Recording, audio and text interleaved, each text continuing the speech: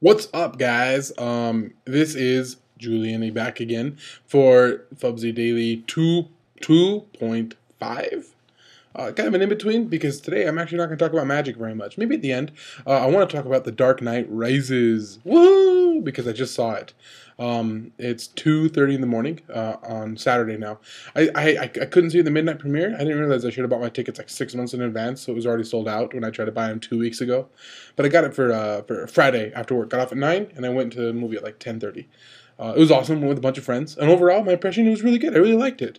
I just wanted to kind of get into the nitty-gritty details, and this is spoilers, full of spoilers all over the place. I'm gonna act like you just saw it too. So I just want to warn people right now: spoiler. I don't want you to, get mad at me for spoiling the movie.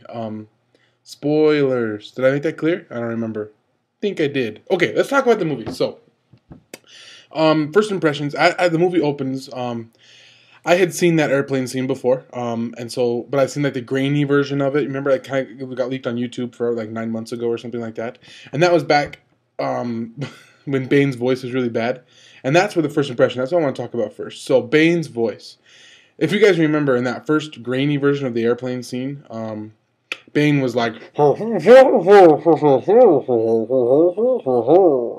you just no clue what he was saying. Even with subtitles, you're like, yeah, is he really saying that? I don't know if that's what he's saying. So in the actual release, they redubbed Bane's voice. They made the actor say the lines again. They re-recorded them, I guess. I don't know the process, right? But it sounds way different, and it sounds a lot better. You can actually understand him, which is really nice. But I have a little picky thing, and this is gonna sound so lame, guys. I keep wanting to stop and kind of say before this, I really liked the movie. I really enjoyed it. I had a great time. So I'm more just giving you some of the things that I didn't like, the things that I noticed. I don't know, just because that's kind of what's interesting to talk about. And I also talk about things that I really liked. So it bugged me that Bane's voice, it felt very obvious to me that it was dubbed. Oh, excuse me, I burped. See, I got my soda right here. Big soda. Anyway, it seemed very obvious to me that his voice was dubbed over. It could be because I knew, but I don't know. I don't know a lot about filmmaking, but for example, like when you're watching a scene, and we saw it in the IMAX, which is awesome, by the way. When you're watching a movie, and like there are characters, like here's like I'm moving my hands right, like the movie screen, right? And there's character over here talking, and character over here talking. I feel like they get the speakers pretty good. It kind of feels like the person's over here, feels like the person's over there. This person's kind of far away. This person's really close. Whatever. It kind of feels like that. So like there'd be people talking in the airplane, and you hear the shoo, and you'd have to like that one, the CIA guy's like yelling, and so what are you gonna do? Was your plan to get caught? Like yelling, oh, and you can, their airplane, and then you hear Bane's voice just like over the top, and it came from every speaker, like you were just surrounded by his voice, and it felt like it was being dubbed over. It felt like he wasn't actually speaking in the scene, and sadly, I felt like that the whole movie. Every time Bane spoke, I felt like he wasn't actually speaking right there, and obviously he isn't, right? But like on a counterpoint, like Iron Man. When Iron Man has his cover down, I feel like he's still there in the scene talking, if that makes sense. I feel like the voice is coming from that dude in that suit right there. With Bane, it always felt just very everywhere, like I'm just narrating, right? And maybe that was just me. Maybe it's not actually true. That's just my impression with Bane's voice. But I think the payoff was worth it, because you could understand him. and as I left, I asked the people I was with, I asked my friends, hey, did you see anything before? Did you watch anything before? And they said no. And I'm like, hey, how was Bane's voice? What'd you think about it? And no one had any complaints. No, they all thought it was really cool and like eerie and like gross and gritty and good. They really liked it. So maybe that's just me being a little baby and complaining like that. Oh shoot, I gotta pause.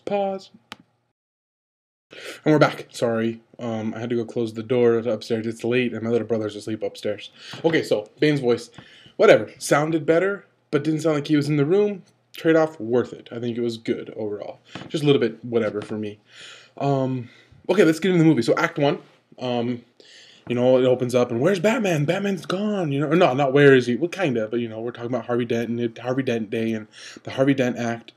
That's fine. It just felt very jumpy. They introduced Catwoman. Anne Hathaway, by the way, did a great job as Catwoman. I'm gonna go on the record and say I didn't have a problem with her being cast as Catwoman. And I feel like people didn't learn from their mistakes the first time when like Heath Ledger was cast and everyone's like freaking out, like, oh, Heath Ledger's gonna be the worst. Oh my gosh, I can't believe they did this. That's the guy from A Knight's Tale. How could they? He turned out to be amazing, right? Now Anne Hathaway obviously didn't give the same performance that Heath Ledger gave, right? Who could? Well, maybe. Anyway, I don't want to get into all that, but she did great. She was awesome as Catwoman. I didn't have any issues with her at all. And I knew that. Like even watching the trailers, even when she was cast, I never had an issue with her. And it kind of bugged me that everybody had this issue. Like, I would go to my friends and I'd say, hey, you know, Dark Knight's coming out, and Dark Knight Rises, and they'd say, oh, yeah, Ben Hathaway, I hate her. I can't believe she's being cast. It's going to be the worst. And come on, guys. Like, obviously, Christopher Nolan's not going to blow it that bad. I mean, maybe he will. I don't know, shouldn't put that much trust in a director. But anyway, I thought she did great. So let's move on. So I also want to preface this review-ish thing by saying I'm not a comic book reader, so I didn't read the comics. I've seen the Batman movies, all of the movies, right? Even the old ones. I've seen all the movies. Not the Michael Keaton ones, right? All the old movies, anyway. And I saw one animated series, and I watched like a little bit when I was a kid. But I don't know the lore for Batman very well. I learned about what Bane does to Batman in the comics, but after Dark Knight Rises had been announced and the Bane was the villain, I looked up who Bane was, I broke his back and all that kind of stuff. But I didn't know about it before. And so I'm kind of going into this, this is my introduction to everybody. Anyway, so Catwoman's introduced. I just felt like, I want to be honest, the whole like Bruce Wayne is like, you know, like a recluse, and he's walking on his cane, and he's just hasn't been outside of his house in 8 years. Okay, I don't know, like, whatever, it's fine. I wish it would have been different, but it's not that big of it was okay. It set up the rest of it pretty well. But like while I was watching it, I was like, oh dang, that kind of sucks. Like whatever. I guess that's how how they want you to feel though, right? They want you to feel like you wish Batman was more and that he was still doing things. And he really took the blame. I had just watched The Dark Knight, like last week to kind of get ready for this movie again. And even though I had just watched it and I knew that Batman had taken the blame for Harvey Dent's death, it didn't click, right? It didn't actually click in my head until I was watching Dark Knight Rises. And they were like, Batman, you know, he murdered those people. He murdered Harvey Dent. And we got to catch him. And you're like, oh, yeah, like, I forgot that all that happened. Anyway, so that's all interesting. It's not that bad. And then we get to where, man, it's almost like I already forgot. See, that's not very good, right? But, okay, so there's a point where Batman puts his suit back on, and, oh, he's got that stupid little leg brace, like, fixes, like, so he goes to the doctor, and the doctor's like, yeah, you have no cartilage in either of your knees and your shoulders, and, yeah, you're in pretty bad shape. And Batman's like, okay, and then Fox just has a whole bunch of stuff that fixes him, and his back, and he's like, it's fine, and, whatever. That's why I didn't like the recluse thing. I think it'd been interesting if maybe, yeah, you hadn't seen Batman in 8 years, but he was still working out, he was still keeping in good shape or something. I don't know, whatever. Just you'd have something to fall back on, just like fix the plot, you know. There's that, what is it, that guy with glasses, that website, or Film Brain, and he says a lot. He says, for the sake of the plot. And I think that's kind of interesting because it's like, you know, Batman had to have cartilage in his knees so that Fox could have the thing that fixed his knees for the sake of the plot, just because they had to have it, right? And whatever, that's fine. That's just nitpicky stuff. That's not a very big deal. Where the movie kind of disappointed me was in that first, when Bane goes and takes over Wall Street. That was actually really cool. When he takes over like the stock exchange, and then he leaves, and then this was weird. So the program had 8 minutes to run, right? 8 minutes. And Bane walks in there, and the stock exchange is going wild, and it's middle of the day, bright. Does it, sets up the program. People are, and then remember that where they're leaving the doors, the stock exchange, and that's when the guy says 8 minutes. Then and then the program will be ready, or whatever's happened. Then the purchases will be ready. Whatever happens, right? 8 minutes, and they get on their motorcycles, and they're driving away, and all of a sudden it's nighttime. Really, guys? Like 8 minutes? It goes from like bright sunny noon to nighttime? That kind of bugged me a little bit, but whatever. So they're riding on the bikes, and then Batman's chasing them, and like the cop is like, oh man, you're in for a ride or whatever, and then that's all pretty cool. I like that. That was kind of interesting and kind of fun. But then it gets to that point where Batman is being chased by the cops, and the cops have him pinned down. That, like Christopher Nolan kind of made the mistake that a lot of movie makers seem to make, where he made it too big, and like, because Gotham for me has always been like almost believable, right? Like almost, you almost think that's a real place. There's not a lot of like over the top theatricality. I mean, the Joker is an exception, but he was so good, it's a good exception, right? But there's not a lot of like magic stuff happening. There's not a lot of comic book style things happening. I mean, Batman gets punched in the face just as often as he punches people a lot of times, and it seemed very real, very gritty. But then you got Batman being chased, and he's going down the road, and the road is 100% empty. 100% empty. There's no cars on it, so I don't know how the police got all those cars to move, whatever, but totally empty. He's going down, and there's maybe, I don't know, 200 police cruisers behind him, maybe? And then like another 100, 150 coming this way. Come on, guys, come on. Like, that's just too much, right? I just felt like it was too much for me. I mean, it'd be more interesting to have Batman kind of do like similar to what he did in Dark Knight with the whole SWAT team, where he had to like, you know, not hurt them but get them out of the way, and it was kind of sleuthy and stealthy. That's kind of what I imagined. That's kind of what I wanted this to see. I wouldn't mind the cops chasing Batman and him having to escape, kind of like he did in Batman Begins. Something similar to that, but not 300 police cruisers coming down on both directions, and he's pinned in. And what's he gonna do? So he flies into the he motorcycles into the alleyway just to get on his hover thing, on his bat, you know, the airplane hovercraft thing, and fly away. I'm not gonna lie to you. People are gonna get mad at me, but it felt just like Transformers. Like it just felt so over the top and so epic, like too epic that it just. I don't know. They kind of bugged me there. Oh, excuse me. So the movie, to be honest, this whole time the movie's kind of been bugging me a little bit. Like it's been really good, and like, oh yeah, it's Batman. But there's been just a lot of those little things where I'm like, oh man, oh man, oh what's happening? Just little things like that. All the way through to where he meets Catwoman like as Batman and asks her to take him to Bane. Even that whole little walkway where they're kind of like, you know, taking out Bane's guards and stuff like that. That was kind of like, oh man, this is just felt weird. I don't know how else to explain it. It just felt a little funny, not quite like the Batman I'm used to. And then when Batman meets Bane on the bridge, and they start fighting, the beginning of that felt kind of awkward as well. It was just weird, but it was good, right? I'm not saying this is all bad, but it was just like, oh, this is weird. Like he just walked in there, gets pinned in. That was weird.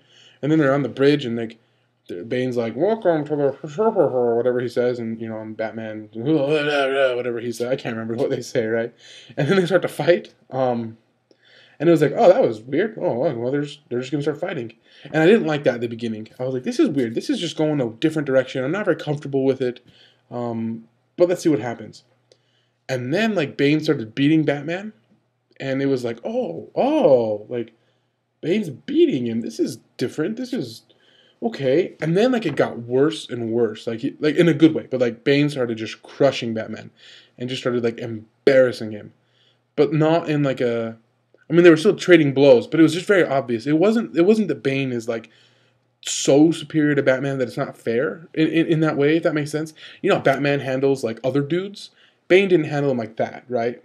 But it was like, oh, these two dudes are fairly matched, but Bane is just stronger and has more endurance. He can take more of a punch. He's just Batman, just a little, just up a level. So they're trading blows back and forth, and Batman lands some hard hits, and then Bane just lands hard hits back, and then they just kind of back and forth, and Bane starts to just whittle him down. And I really liked how that fight went. And by the end, I was feeling it. I was feeling it for Batman. I was like, oh my gosh, like he's actually losing, and like he's being humiliated now, and this is holy cow. And then I really liked it. And then like there's this part where like Bane like just kicks his ass, right? And Batman like falls on these stairs, and then he kind of gets up and climbs to the more like the top of the stairs. And then and he just yells. He just kind of and I just felt it. Like I was like, oh man, like this is getting really good now. Like Batman is just struggling and he's fighting, and like that scene right there where the transition from the first to second act, that like, ooh, it was really good. It was really well done. It really pulled me into the movie. And then the whole second act I thought was awesome. I thought the second act of the movie was just mind blowing. Loved it. Loved it all. The whole like, you know, how Bane is so smart that he's like, you know, he's actually built his underground thing, his underground chamber underneath research and development for Wayne Towers. I really like that.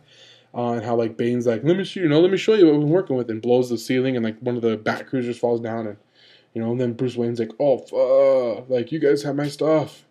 Um, and I like how Bane took Batman to the prison, and I loved Act Two. It was so good, and they took over the city. It's yeah, they took over the city, 1984. I loved Scarecrow. I loved how Crane was back. How do you say his name? Cillian Murphy. Either way, liked him a lot. He's awesome.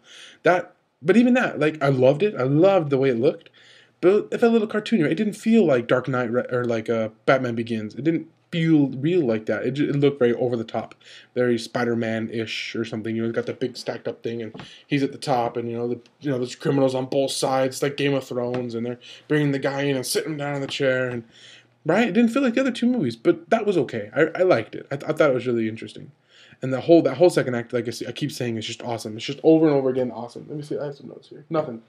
I know. Okay, so I got some notes, right, and you guys can't see it all, but I just want to show you this one. Act 2, awesome. That's all I put for Act 2. It was that good. I just loved it, every minute of it. I started to feel for Batman, and he's trying to recover. And I really liked how they hinted at the whole like Bane breaks his back thing, but they didn't make it as crushing, where it's like like he basically killed Batman. I mean, he popped a vertebrae out, and I really liked how Batman had to recover from that and had to try and get out of the jail, and that whole story about how one child escaped and it was Bane or whatever. It was so good, just masterfully well done. And then we get into Act 3, and I don't know what happened. It just kind of tanked again a little bit for me.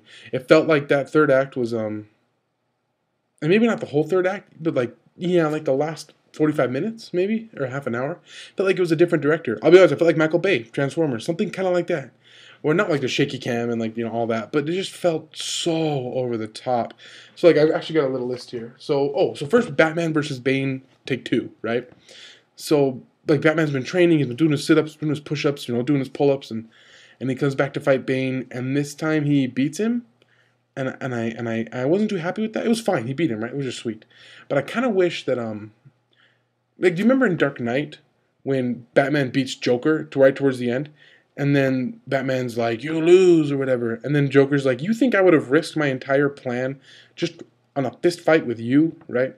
I think it'd been interesting if Batman would have kind of almost like he learned from that in a way, and then he would have outsmarted Bane or done something. And I guess Bane is smarter than Batman and stronger than Batman. That's what I've been reading. But it'd been interesting if he would have been able to figure something out, or like figure out a weakness, and not like that he accidentally claws his mask, right? But he actually does something. That he plans something that's better. Maybe he like. It'd be interesting if maybe like Bane, like when they go to fight, Batman has like a toxin, or not a toxin, but like a something that like affects Bane's breather. I don't know, something like that. Does that make sense? Where like Batman and Bane meet in the beginning, like in the transition from Act 1 to 2, and Bane beats Batman hard, right? Then they meet again in Act 3, and it's just Batman just beats Bane hard. But like that's it. It's just like Bane's stronger than Batman. Now Batman's stronger than Bane, and I wish they would have done more. Not saying it was bad, but I wish there would have been more there. So that was kind of okay, And then, the like ticking time bomb. What? I thought it was really interesting how they had said that the nuclear bomb, right? That it was becoming more and more unstable, and that remember Fox said they'd have something like about 5 months, and Bane's like, yeah, according to my calculations, 5 months. And then it turns out that the nuclear core, the reactor, the core, has a timer on it, and that it's going to be exactly unstable enough to blow exactly at that time. Like, no, I don't think so. I'm not a nuclear physicist. I don't think that's how that works, though. I think it becomes more and more unstable, and that it has a potential to blow. Right? And it'd be interesting. I mean, but they were like, oh man, they're like driving in this car and they look at the timer and, oh man, there's 8 minutes and 47 seconds left until they become so unstable that it blows. No, why is there a timer on there? Why is it doing that? Like, and you're just, really? That's it? Just beat the clock? There's got to be a better way to do that. There's got to be something else they can do. I think it'd be interesting because Bane is so smart, right? I mean, he is smart. You show him in the show. Have it be like more tricky. I don't know, something like that. You have to like find out where it is, or Batman, like. Remember how interesting it was that Batman didn't want to kill Joker? I thought it'd be cool to have that kind of conflict happen again. I don't know, where he won't kill Bane, but Bane has to tell him where this bomb is, so the whole city doesn't die. I wish something like that would have happened. Something else besides ticking time bomb. That was just not. I was very unimpressed with that.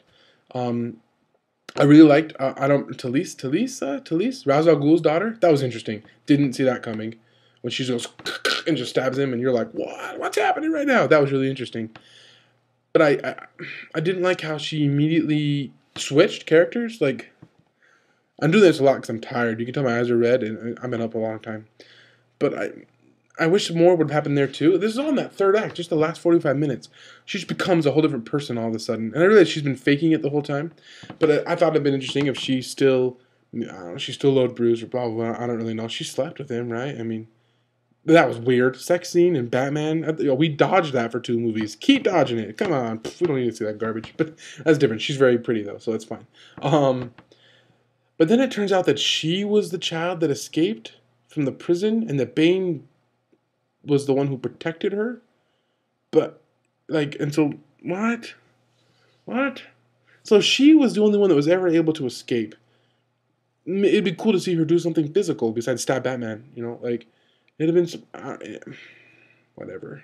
Turns out Bane loved her, even though, Bane was, 20 years older than her? 10 years older than her? She was, 12 or 10 when she escaped, and he was old enough that you recognized him? Whatever. I don't know. I thought the fact that Bane was doing this mostly because he loved her, and that was what I got from the third act. From that moment, is that Bane, the whole reason Bane was doing all of this, the whole purpose behind it was because he loved her, and that was it, and it takes away from the character. I think it really takes away from it. It would be like as if, remember in Joker when he told his first story about how he got his scars. You're like, remember I got these scars or whatever, and he does that whole story, and you're like, oh really? That's it? That's how you got your scars? Lame. Remember that? I bet you felt that because I felt like that. And then he tells the story again, and it's a totally different story. And then you're like, wait a sec, this guy is making this up. He is just saying shit. Like, what? And that was so cool because you just got it. You're like, oh, okay, that's not how he got his scars. That's not how he got his scars. How did he get his scars? What's going on? The dude is just evil. And I would have loved to see that with Bane, something, maybe not the exact same thing, right? But a motivation of I love her, so I'm doing this whole thing. No, I don't know. I think he should have done it because he's evil. I think it'd been interesting if he tricked her, and she's like, he did it because he loved me, and Bane's like, yeah, I did, except no, and blows her away or something. That'd have been kind of interesting. Something else, and then Bane. Oh man, I liked how Bane died though. Bane dies, P.S. Dies, right? I thought that was kind of interesting because, oh man, I thought he was going to shoot Batman in the face. It looked like he was I like that because usually, when the lady's like, I want him to live, I want him to stay alive until he can feel the fire. And then she leaves and Bane's like, yeah, I'm going to have to kill you. You know that, right? I'm not actually dumb enough to actually sit here and let you just stay here tied up. I'm going to need to kill you now. Just pretend to feel the fire, okay? And then he just knocks him over, pulls out the shotgun, goes to shoot him, and gets blown away. And I was like, yeah, okay, that makes sense. That's how, if I was Bane, that's what I'd do, right? If Batman escaped once, nah, you just gotta kill him now. It's over. Too late. But okay, whatever. So, and then we go down to the end where Batman has to take this bomb that's now at 2 minutes and got to tie it onto his helicopter or thing, fly it out over the ocean, and self-sacrifice. And it just felt very cheesy. I'm not gonna lie. In the end, I guess we know that Batman didn't die and he left with Anne Hathaway. I kind of wish he would have died. I thought that'd have been a really good way to wrap it up. But I'm really glad that he didn't die like that because that was lame. It was so obvious what was happening, and so I'm glad that in the end we kind of got tricked a little bit because otherwise I'd have been so disappointed that that's how Batman dies. Just too obvious, too much of a self-sacrifice. I thought it'd been great if Batman would have, I don't know, just not seen it coming as much. But in the end, he didn't die, so that's really good, right? That's kind of what I felt about the movie. I thought Joseph Gordon-Levitt, I thought he did great. I thought he did a good job. How cheesy, right? You should use your full name. Yeah, Robin. Ah, look, he's Robin. Get it? That was kind of fun. But whatever, that's fine. I don't have a problem with that. I thought he did really good in the movie. I thought he was great. Overall, liked it. I talked about all these critiques that I had and all these like, sorry I keep rubbing my eyes, guys. I'm tired. I'm going to bed as soon as I'm done with this.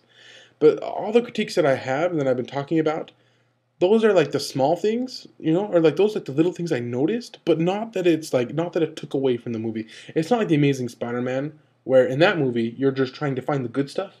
We're like, okay, this is all just crap. Oh, except this was cool, and this was cool, and this was cool. With Batman, it's more like this whole thing was awesome, except for this and this and this. I would have done a little differently, right? But none of it was like garbage. It was just, I wish it would have done a little better.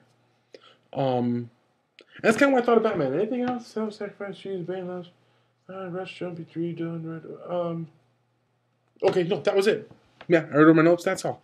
That's how I felt about Batman. Overall, awesome. 8 out of 10, 9 out of 10, somewhere in there. Not perfect, but good. Not quite as good as Dark Knight in my eyes, because man, the Joker just made that whole movie, and Bane made this movie up until the end where he loved that girl, and that was the whole reason he was doing it. If that hadn't have happened, I would have said Bane was almost as awesome as Joker, if not awesomer, right there. But like he loves her. Okay, okay. Maybe it just bugged me. Maybe it didn't bug you guys. But anyway, I would love to know what you guys think about Dark Knight. Post in the comments down below. Now, I don't want to talk too much about magic because if you haven't seen Dark Knight, you won't have watched this far, and I don't want you to miss out on a bunch of magic content. But SCG Las Vegas is starting in 8 hours, and I couldn't go because everyone I know is staying for Legacy, and I can't stay for Legacy because I have to come back for work, which kind of stinks. But I wish them the best of luck. There's also there's a GP tomorrow as well. If I was playing in Standard right now, I would play Esper Control. Because of all the Naya pods running around. I still think Delver's the best deck, but I don't think it's ready right now. I think the format is so ready to just eat Delver up. I think that something with Dave Judgment and with Terminus is going to be really important. I think that Thragtusk is amazing, but it's not broken. Sorry that kind of dimmed down. My screen dimmed. So, I mean, I think it's okay. If you have to Terminus away a whole board and there's a Thragtusk there and he leaves a 3-3, okay. Esper can deal with that. Because they usually go Dave Judgment into Sun Titan or something, and a Sun Titan can deal with the 3-3. Anyway, I'd play Esper Control. That's what I think my buddy Josh is going to be playing. So watch the coverage. Well, by the time this comes out, you'll have already watched the coverage, hopefully. And I will do another video on Sunday night, or maybe Saturday. I really like doing these videos. So maybe tomorrow, but most likely Sunday I'll do another one of these. And in the meantime, thanks for watching. Have a good night, guys.